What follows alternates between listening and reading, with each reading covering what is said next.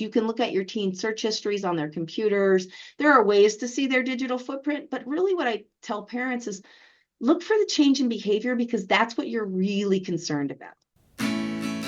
Welcome to the Healthy Screen Habits Podcast. I'm Hillary Wilkinson. Whether you're starting your parenting journey with a newborn or looking to connect with your teen on technology, let's learn some new healthy screen habits together.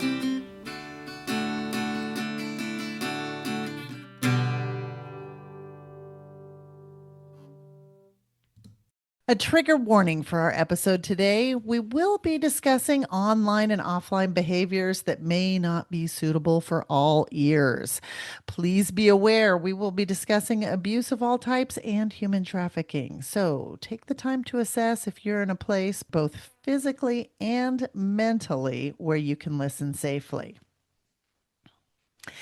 As the CEO of Safenest, Nevada's largest and most comprehensive nonprofit addressing domestic and sexual violence, our guest today has championed for the safety of women and children, bringing bold vision to a field often shaped by reactive solutions for over 2 decades. Known for challenging conventional narratives, she advocates for a shift from punishment to prevention, from survivor-only approaches to system-wide accountability, and from silence to truth-telling. These goals align very well with ours. I'm so glad she's here today.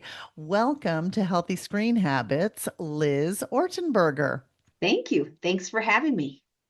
Liz, the issues of domestic and sexual abuse are kind of as aligned with healthy screen habits. They just might not be clear to everyone, although you and I discuss similarities, but could you kind of connect this? Do you see the connection with online habits and offline physical abuse? Absolutely. And that can happen in multiple sort of pathways, but there is a correlation between early viewing of pornography and later sexual assault as a perpetrator. So, what can happen in our young lives is cementing what we believe is possible or how we solve a dopamine addiction in our adult lives. And that much like a drug addiction, it's like your first hit might be online, and then you're looking for consistently more and more and more dangerous, dark, aggressive things in that vein. And then you're eventually you're taking that off the screen. Yeah. So I kind of feel like this is a really good place to jump right into both screen habits and the manosphere. The manosphere is getting a lot of play lately with Louis Theroux's documentary on Netflix and a lot of pop culture references. And the question that has been posed to me before I get started here, are you comfortable just giving a brief definition of what the manosphere is in case others are blissfully unaware? Yeah. Oh, I would love to live in a world where I was blissfully unaware of the manosphere. The way I interpret it is it's this world that's created by men for men, and the rest of us are kind of just in it, right? Mm. And so they've created narratives that work for them. And this is, of course, but a large brushstroke of what it is. Every man is different, every individual is different, but that's kind of how we see it here, that we're all kind of stuck in it, right? Particularly when I'm working with survivors inside any systems. These are systems that have been set up by men, generally for men, that women who have experienced abuse and things are trying to navigate, and oftentimes that isn't beneficial. I think when we're talking about the manosphere of in terms of online habits, it's typically populated by influencers who have advanced degrees in misogyny. You Yeah. know, the communication style is incredibly inflammatory. And what Louis Theroux did a beautiful job of exposing was they are actually just into brand promotion. So they're using this sort of shock value to enrage, engage, and then plug a product. So Mm. Now, Yeah. here is what I would like, because I feel like you have expertise and you're uniquely suited for answering this question that gets posed to me. So I'm asking you so that I know how to answer it. And that's that. Does talking about the manosphere with our kids, with our tween and teenage boys, does this actually raise awareness about the dangers and protect them from being manipulated? Or does it encourage them to go seek these channels of misogyny and create echo chambers? One of the common things that I hear in our community and certainly through my kiddos is like men are under attack. And men are suffering, men are having an epidemic of isolation, and all of those things can be in different iterations true. But what is also true is that as women have gained independence financially, what we are looking for in relationships with men is different than what we've prepared boys to do as adults, right? We are looking for partners who don't complete us, don't overly protect us, don't, make us the world we want possible. They are coming into a symbiotic relationship with two decision makers, with two thought leaders, with two people who should be able to elevate each other. And we have not prepared boys for this change, right? And certainly men in their later years are like, oh my gosh, what is even happening? I used to be walk into a room and I could say something and everybody listened. Now I walk into a room and people are like, that's misogynistic, right? So we've shifted with Harvey Weinstein, with Me Too, with all of these things. We've kind of had this radical shift in the last, I'd say, 7 years, but no one's had the conversation with young men or with boys. And so if you're having that manosphere conversation about, yes, it has changed, and what women and partners are looking for in relationships is different than it was even in the early 2000s, that's going to be a healthy relationship because that's going to help a young person navigate. If you have the conversation, which I hear on a lot of the male dominated sort of misogynistic podcasts about men are under attack, woe is men, poor men, that's not going to be helpful because, and I say this to the survivors we work with, nobody sitting inside a victim space is going to feel good about that, right? You're looking for revenge versus looking for solutions. So have the conversation about the world shifted, and the advancement of women is not a bad thing. Every time boys see another Supreme Court justice who's female, an astronaut who's female, Caitlin Clark, all of these great female things, that's as good for boys as it is for girls because it normalizes the fact that women are equal, right? Gosh, hopefully at some point here in my lifetime, we'll have a female president. Phenomenal for boys to see that, just as phenomenal as it is for girls.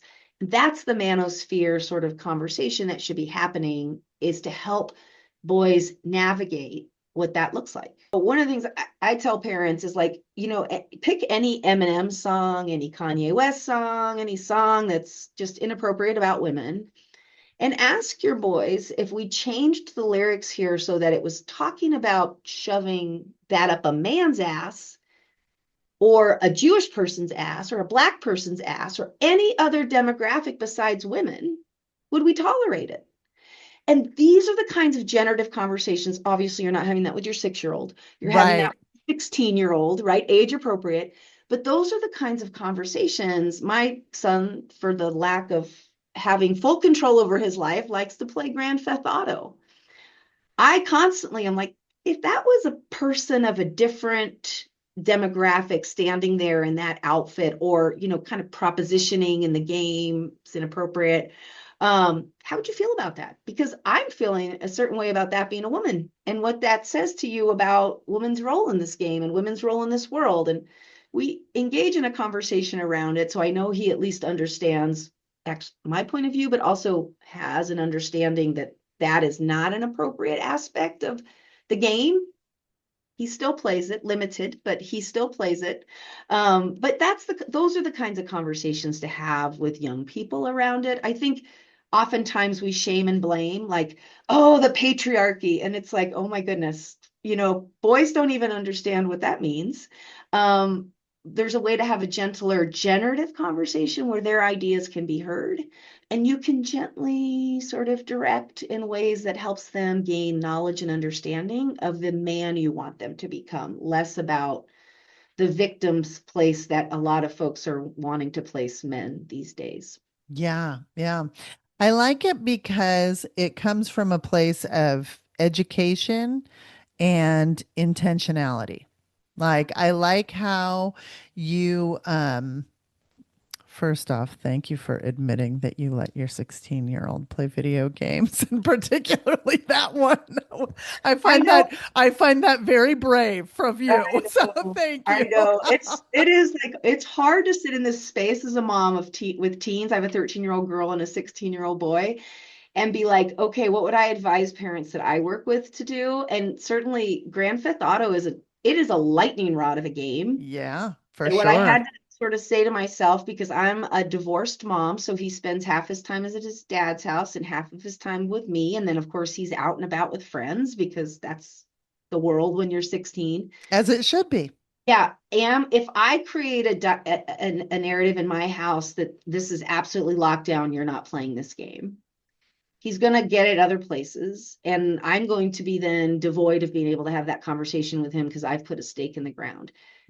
I would love Yeah. to do that. I mean, it would make me feel better about my parenting, but I also see the downside to that, right? So keeping the pathways open, even when those pathways are uncomfortable to us, is hard, but I think important because, what state has the highest viewing of pornography in the country? Utah. And I have to sort of like, as a neighbor to Utah, say, I see you.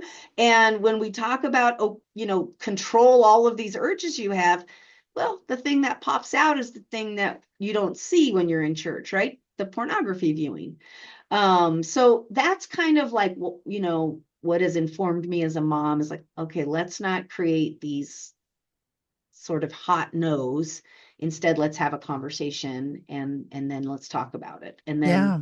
come to a reasonable solution on. Yeah. And I think also it keeps that conversational pathway open because when you lay down those super strict hard no's, you're also making it so that your child is going to have to lie to you to get it right. Yeah, And so I'm with you in that I never want to create that. I don't want to back people into a corner of like the only way they're going to quote unquote get it right is lie to yeah. me. And it's like, nope, I can help you with anything, but we have to have full transparency here. Yeah. And, we're always worried, I think, as parents, that if we have these conversations or we open these doors, it's going to encourage them to explore. Yeah. Yeah. So when we're talking a lot about conversation and conversation to have with our kids, with our boys, and let's say that you are finding your children. We keep saying boys because I feel like this is primarily like gendered that way, but let's find them drawn to content that say promotes like power plays in relationships. Yeah. What sort of questions, knowing like what you've said about early exposure to this type of content and how that leads, just looking at the, down the road path, what sort of questions do you recommend we ask or talk about? Yeah. So, first things first, right? All boys have seen pornography by the age of 11, all girls by the age of 13.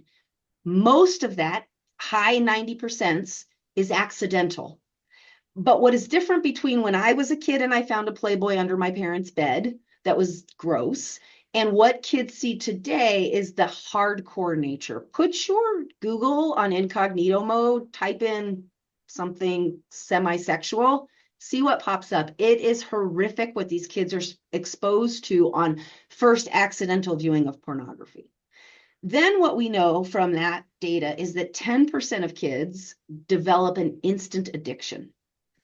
And what's happening there is they're having a dopamine reaction in their brain that is like, they don't know. Like kids are like, oh my gosh, what did I just witness? And I want more of that, right? We understand addiction differently than we should, right? We think addiction is a willpower control issue. Actually, right, when we start to actually really look into brain chemistry, and especially your frontal lobe is not fully developed till you're 25, right? So kids seeing pornography at 11 and 13, hardcore pornography, 10% instant addiction. These are the kiddos that will have 20,000 pictures of child pornography on their computer, right? Because they don't realize what's happening for them. So what you want to look for is actually the same things that you're going to look for in any other kind of addiction. Withdrawing from friends, dropping out of sports, grades are dropping. You're the expert on your kiddo, right? Changes in behavior are going to be the thing that you're going to be looking for. And then the conversation. So the preventative conversation is when they're 9 and 10, saying, Mm-hmm. hey, pornography is a thing. You're probably going to see it by accident. I'd prefer that you don't go and search for it. But I understand that you probably, because you're on the computer, schools are on computers now, you're probably going to see it. When you do, I want to have a conversation with you about it. I want to talk to you about it. If you have questions, I'm here. And then you just kind of pepper that into conversations throughout, leaving the window open. I knew I needed to have this conversation with my son when my Amazon account, all of a sudden, there was lingerie models. Like, I'm like, I don't buy my lingerie on Amazon. No offense to the Amazon sphere, but I just don't. And so I was like, oh, here's what's going on, right? So Uh-huh. open the door, conversation, and that's it, right? But if your kids are older than that, you're looking for that addictive behavior, and then you're just opening up the conversation. And as we all know, teens tend to be like, there's nothing wrong with me, leave me alone, right? First Mm-hmm. blush. So be prepared for some rejection as we get used to as our teens develop. But pepper it, leave those little nodules of like, hey, I'm here for you if you need to talk. I'm here for you if you need to talk. Leaving pamphlets on pornography and the dangers of pornography around the house, back of the toilet, all these kinds of places. Again, just sort of like peppering the mill to open up a conversation. And then if you need to force it, you need to force it. You need to say, we're going to sit down and we're going to have a conversation about this. You can look at your teen search histories on their computers. There are ways to see their digital footprint, but really what I tell parents is look for the change in behavior because that's what you're really concerned about. You may have a teen that is looking at pornography, but they're still functioning fine, probably not an addiction. Still different conversation still needs to be had. But if you have a porn addicted child, that they need your understanding and probably some professional support to Mm-hmm. navigate out of that because now we're dealing with an addictive behavior. Yeah. When we come back, I'm going to ask Liz a few more things specific to online content and offline abuse. At what age should I give my child a smartphone? How much screen time should I allow each day? What are the best filters to use on my family's devices? Sound familiar? These questions and more are answered at the Healthy Screen Habits website. We've curated the best articles, books, videos, and many other resources to help you figure out how you want to use technology in your life. Click on the awareness section to learn about the issues and dangers surrounding screen use. Then click on the Tools page to download printables you can use with your family today, including the Healthy Screen Habits Family Technology Plan.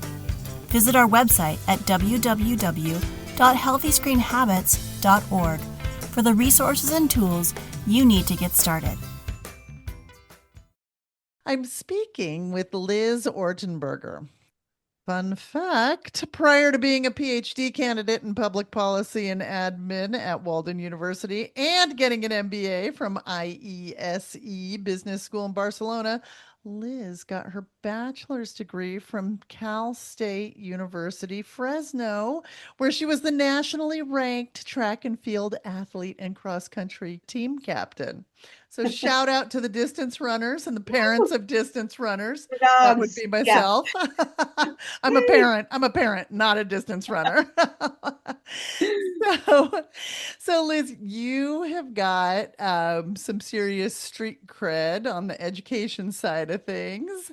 And you've given us some very good kind of mindful awareness type things on just the art of raising decent young men. And what to do if we see those telltale signs either in search history or Amazon, Amazon models. So let's talk a little bit more about sort of this brass tacks of raising boys.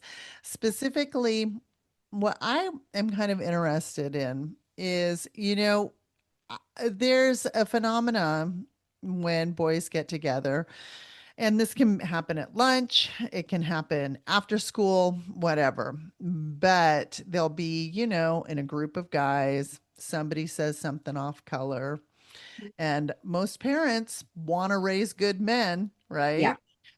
Yeah. But how do we raise boys who hold other men accountable? Yeah, that's a great question. So there's actually a phenomenal program that the military used, Navy SEALs first, which I'm always intrigued because, when I think of, I have some phenomenal relationships with people who are in the military. We have a huge Air Force base here in Las Vegas. And so I have gotten this sort of inside understanding. I also graduated from the Air War College, which is a week-long civilian program through the Air Force. So I got some really phenomenal insight into what the military was doing, really prior to our current War Department, who's decided women are no longer equipped to do Enter the phenomenal things. manosphere. Yeah, enter the manosphere. The military, so Navy SEALs first have this program called MVP. It put on by a phenomenal person working in the space, and they started this program years ago. But what they realized in this program, and this is really important for parents to understand, in order for a male to have the ability to say to another male, knock that S off, we respect women here. I respect women. I don't like your language. They have to be a respected peer or even like a notch above, right? Of that other person, right? Boys who are joining a new social group are bottom of the totem pole. They cannot walk into that group and say, I don't like how you're talking about women. They will just be ostracized from that group, right? So understanding the social dynamic, and this is true for girls too, but for boys in particular, the social dynamic of boys who can make a difference are boys who are leaders. Who are those boys? Those boys are great at sports. Those boys are in school politics. Those boys are, popular with clubs. Those are kids that can make a difference within their sphere. Equipping all kids to be able to have peer-to-peer conversations with their friends is important, but understand in order to have influence, you have got to be at the right social strata. So I think a lot of parents would like to say, no matter what about your kid, I want you to stand up. There's a lot of social pressure that creates an environment where your kid doesn't stand up. So how do we prepare boys for this? Partially, we need to understand where our boys sit within the social group of their friends. And some of that's just, your son, right? Is your son an alpha, right? Because that's really kind of the guy that I'm talking about. It's these alpha men. This is, biological to some extent. Or is your kiddo more of a beta, which is also phenomenal? How can betas and alphas act differently, right? Alphas need to call people out on their stuff, right? So if your child is dynamic, kind of they could be president one day, that kind of alpha male sort of persona, equip that child with the ability to do and say and hold other men accountable, because they will have that role whether they want it or not throughout their lives. And that's just the reality of how they're wired, right? For your sons that are more betas, which is also phenomenal, we need these kinds of men in the world. Equip them with the ability to not engage in behavior that is detrimental to other people, to walk away, to have a quiet opinion, and to engage peers in a one-on-one, not a group situation. So you do kind of need to understand the dynamics of malehood, right? Like just a little bit within your own kiddo.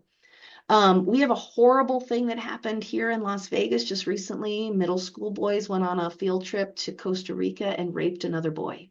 Oh boy. It's horrific, right? And the child that is being tried as an adult in our legal systems, like a junior golfer of the year, He's a leader within his peer group just by the nature of the fact that he's good at sports, which often makes us leaders. Um, he is now facing a very, very different future than he was. My first question when I heard this case was, what's the pornography on these kids' computers?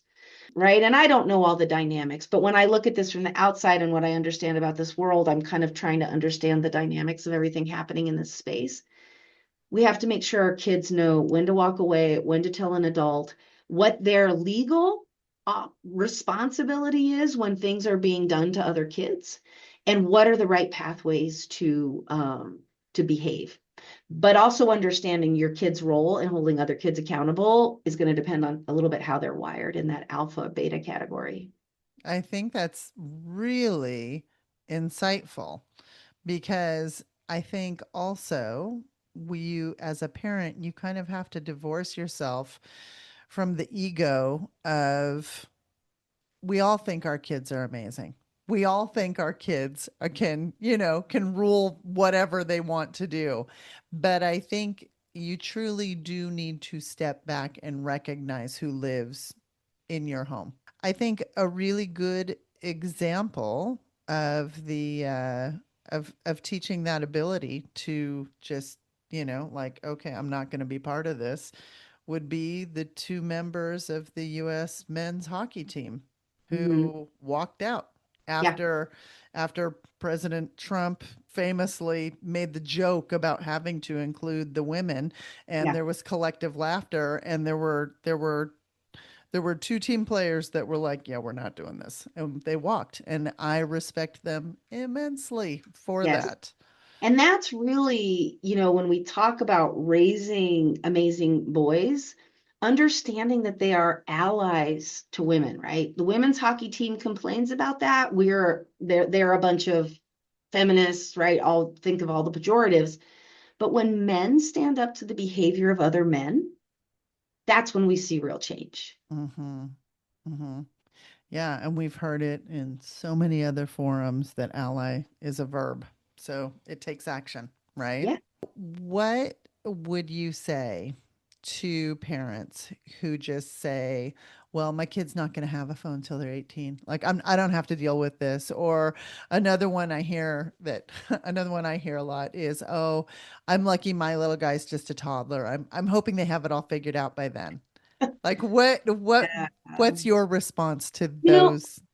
here's what I tell people. It used to be, right, in Vegas, we have a lot of drownings in pool accidents. A lot of kids drowning at birthday parties, there's a pool, whatever, right?